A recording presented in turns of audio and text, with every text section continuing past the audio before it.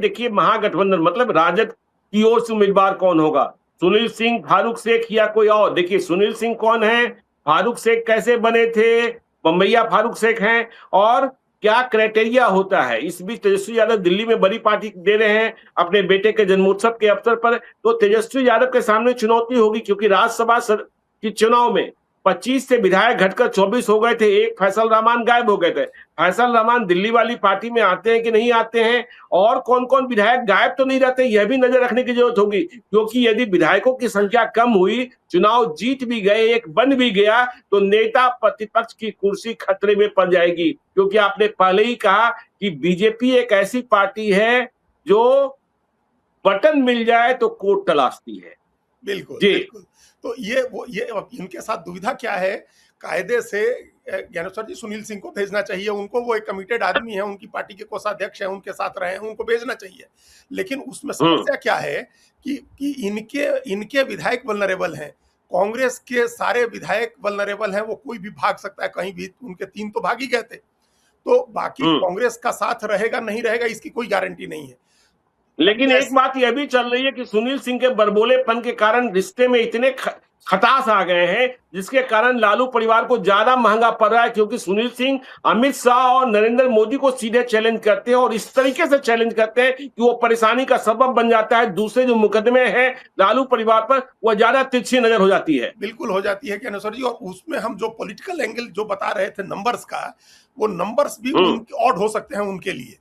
वो इसलिए क्योंकि अगर मान लीजिए कि इनके आरजेडी के 2-4 एमएलए गायब हो जाते हैं और कांग्रेस वाले 4 गायब हो जाते हैं, तो सारी निर्भरता कांग्रेस के 2 मुस्लिम एमएलए और ओवैसी के 5 मुस्लिम एमएलए पर चला जाएगा।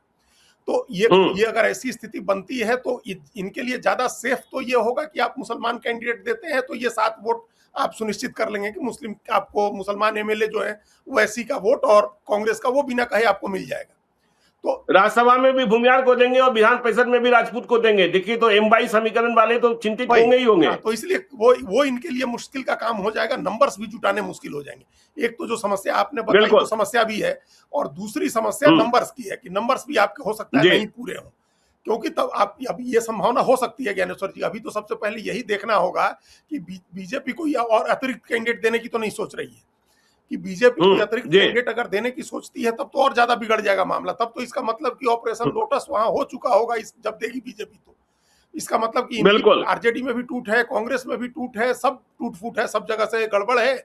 और उसके बाद बीजेपी अगर बराबर फर्स्ट प्रेफरेंस का दिला दे तो बीजेपी के पास सेकंड प्रेफरेंस का इतने वोट हैं कि वो जीत जाएगा इनका कैंडिडेट, जो हम लोगों ने राज्यसभा में भी देखा। निश्चित बिल्कुल। तो ये भी देखना होगा, अगर बीजेपी अपना कैंडिडेट ले आती है, अतिरिक्त कैंडिडेट आता है बीजेपी के समर्थन से, कोई निर्दलीय ही आता है, तो आरजेडी को अपनी स्ट्रेटजी अलग से बनानी होगी। आरजेडी को अभी सबसे अच्छी बात क्या होती ज्ञानेश्वर जी, आप कह रहे हैं कि देश भर के दूसरी विपक्षी पार्टियों के नेता भी आएंगे, अपना ईगो छोड़ करके उनको ओवैसी की पार्टी के जो प्रदेश अध्यक्ष हैं या खुद ओवैसी हैं उनसे बात करनी चाहिए है, और कांग्रेस के नेताओं से बात करनी चाहिए है कि भाई हम लोग 35 लोग हैं और मिल करके हम लोगों को एक सीट जितानी चाहिए, या मिल करके हम लोग को फ्लोर कोऑर्डिनेशन या जमीनी लड़ाई की तैयारी, ये सब हम लोग को मिल के करना चाहिए। महंगाई की टोटल तो 41 है जी, टोटल 41 है जी, ओवैसी की पार्टी को भी जोड़े तो पार्टी को जोड़े तब 41 होता है। 35 तो एकदम महागठबंधन है, मतलब 35 तो इंडिया ब्लॉक है, महागठबंधन जो बिहार में और 6 उनके हैं, तो ये 41 लोग अगर एकजुट होकर के करें तो एक प्रेशर डाल सकते हैं सरकार के ऊपर। भाई 5 है ओवैसी के, 1 हो जाते हैं बसपा के। हाँ, एक बसपा के हैं, ठीक बात है।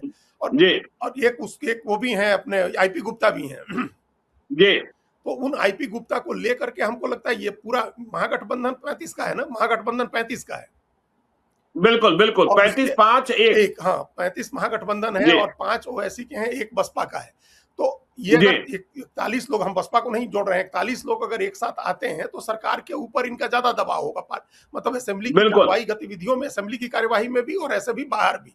तो ये अगर अभी किसी बड़ी योजना के तहत तेजस्वी यादव, कांग्रेस और लेफ्ट और ओवैसी इन सबसे बातचीत करके एक कोऑर्डिनेशन अभी पहले से बनाना शुरू करते हैं तो एक सीट जीतने की संभावना ज्यादा रहेगी।